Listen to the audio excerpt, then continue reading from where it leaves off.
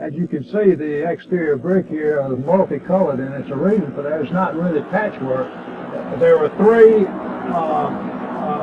brickyards in the county at the time this building was built. And the largest one, was owned by J.C. Poole, and J.C. Poole happened to be on city council, and he didn't think it was expedient for him to use all his brick. So the majority of this brick came from the yard that was actually the square right behind me here. The rest of the brick came from a yard that was out towards the interstate on 219, and also out towards Helena. So that's why you get the variation in the brick color. It's not patchwork, it's the original. Just in the last couple of months has uncovered the streets here they were asphalt, and we've exposed the brick, and these are all original brick that was put here back at the time the building was built. So we want to keep everything just as natural, and all this downtown will be 1880. And that's just what's going to make it so unique, because this is not just for Newberry alone, but it's for the whole Midlands of South Carolina to become an arts center and a cultural center for the state. So if talking about the building a little bit more, if we'll walk around this way, I'll show you where the fire station was. This part of the building was the fire station, actually. Let me point out something on the brick that is quite interesting. You see this area that's honed out? It's honed out on both sides. And the reason for this is the water carriage that was drawn by the mule or the horse. The hubs of the wheels of this carriage were a little bit too wide for the opening, so they hewn them out, and this is where the hubs of the wheel went through. So what happened was they'd put the wagon in there full of water, they'd put the harnesses above, and old Black Joe, the horse that they used for years and years and years, is actually buried right behind this building.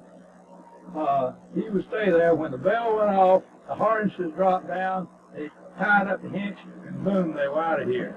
So this whole deal right here was the Newberry Fire Department. We don't know why they chose to put the Garfish on the top of probably the most beautiful building in South Carolina. The Garfish is probably the ugliest fish, the tasteless fish you could use, but they did. So that is our icon now, and all of our lapel pins are made of big and trophy. You'll see it's not a sailfish club, but it's the icon of the Opera House. And it's actually, we redid this last year in the cold of winter. We were able to use all the monuments. In fact, we added one that was a Vietnam monument that hadn't been done, and it was added, and we tried to make the square as symmetrical as we could. The old square used to be just an area of dirt where mules and horses were traded, usually on Saturday. It was a get-together place. It was a marketplace. It was a place where you saw your friends after a week's work, and they had, in fact, in the middle, a big water system there, a well where they watered the mules and the horses, and this was just the center of Newberry County, usually on the weekend, on Saturday. So this was a congregation place. Now we've got it so that folks can sit down in the shade and enjoy themselves and not worry about being accosted or just have a good time. What we're doing is a quality of life here, where people can enjoy themselves and without having to worry about their safety. In fact, if you'd have looked at the square a year ago, you wouldn't have recognized it as it is now. So things are coming. They come slowly, but they come surely. I would imagine in the middle 1950s, this is where all the court cases were held in Newberry County at the beginning, other than the the old courthouse. The jail, if we'll just walk this way, the jail cells were actually right over here where we have the toilets now. So there were actually 3 jail cells here, and we have the when the walls are taken down, you'll be able to see the bars, the actual bars that are in the building. 50s and 60s and 70s and 80s, this was the city manager's office, and this was a hallway, and this was the secretary's desk. But at one time, this was another jail cell here. The police office was over to our right, and I remember as a kid, they had a potbelly stove there, and you would have a lot of the guys just sitting around smoking a pipe, talking about the events of the day. But so actually, what we had here is a city police department, jail, and a courtroom setting, all on one level within a space of about a few hundred square feet.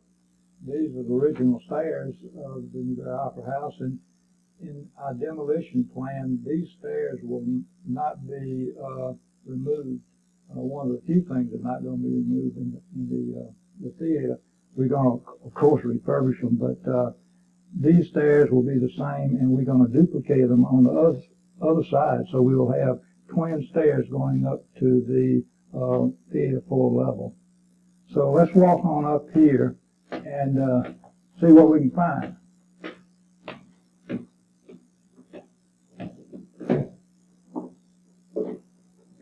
These are the old playbill areas when it was a theater, and Roy Rogers and Hoot Gibson and all those guys, and used to have their playbills there.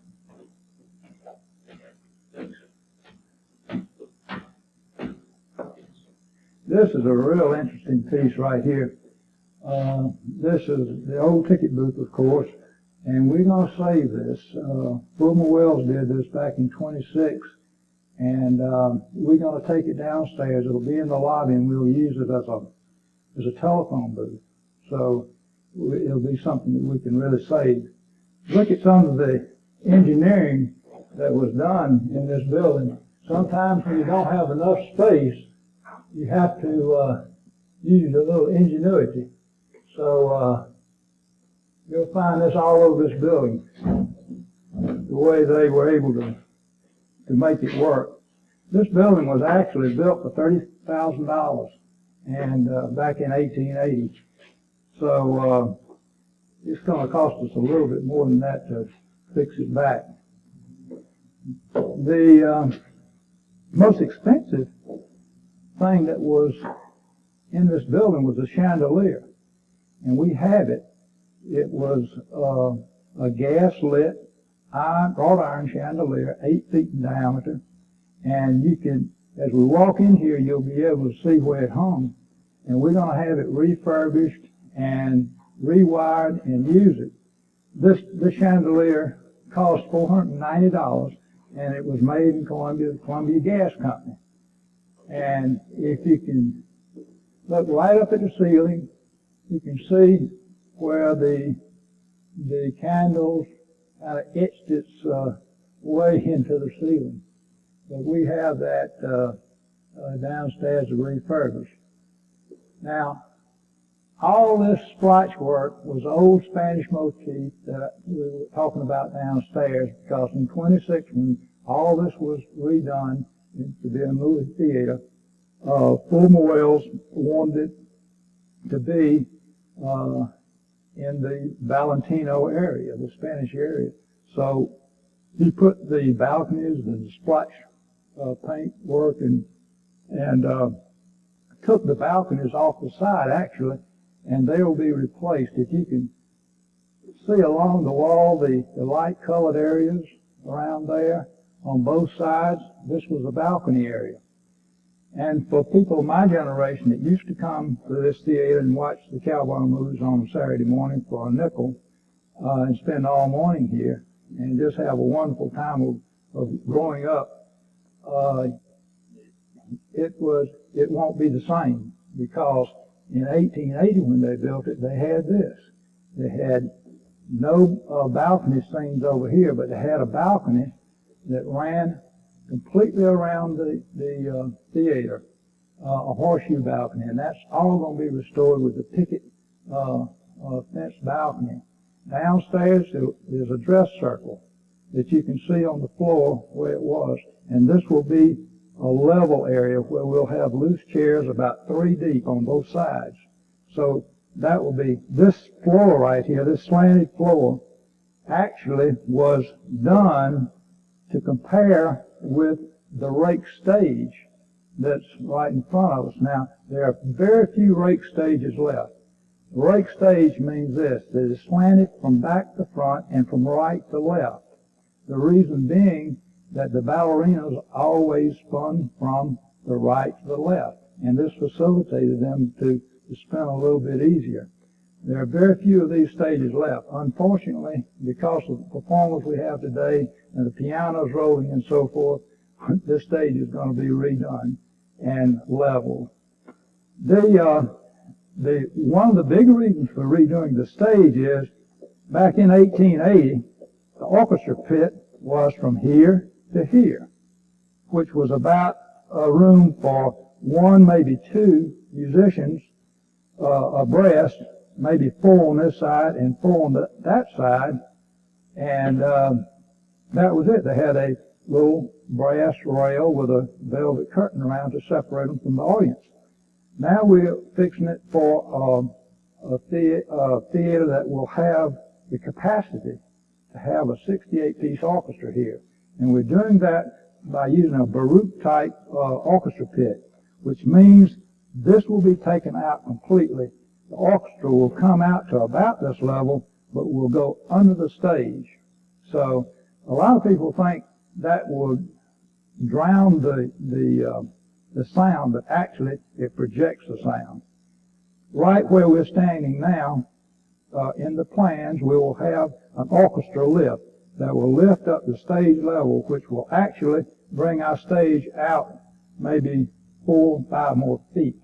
But this orchestra lift will have the capacity of going all the way down to the lobby area, so we can move sets up or do whatever theater people do with orchestra lifts.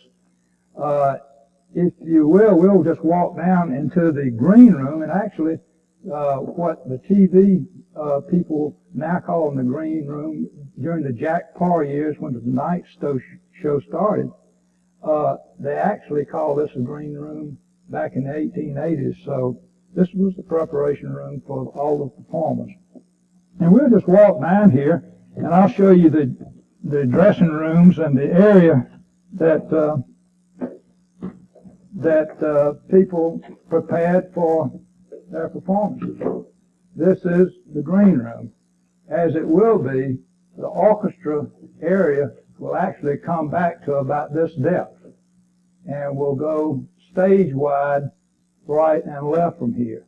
Now on this level in the projected plans, we'll have 2-star dressing rooms on this level, and in addition, we're going to add 10,000 square feet from this area, and that will encompass on the stage level.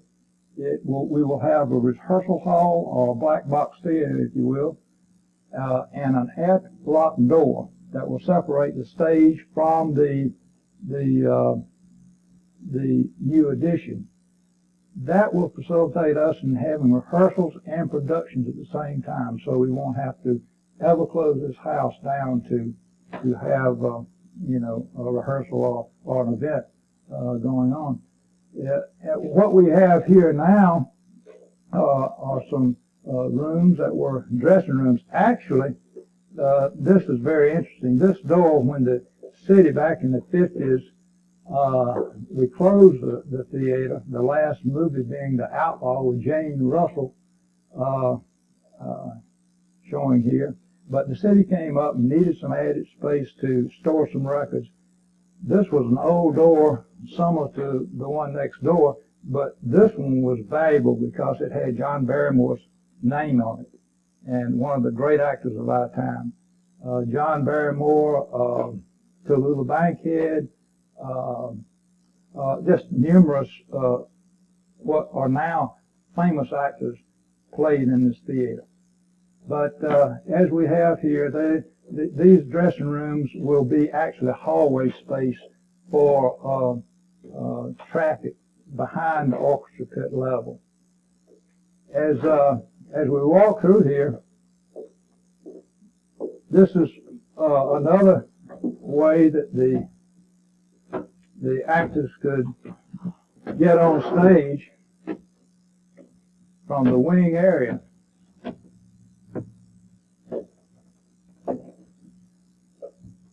This will be real interesting to your electrical buffs. This is an old electrical system, and some folks have said this is junk. Some people say it's antique, but this, of course, will be removed. But unfortunately, in cleaning up the building and getting everything ready, we lost a lot of this. And these were old billboards that were stuck around the place, and unfortunately, a lot of them were torn off, and but we will preserve a few that we have here. The floor, the ceiling, all of this is hard longleaf pine, which is just tremendously sturdy.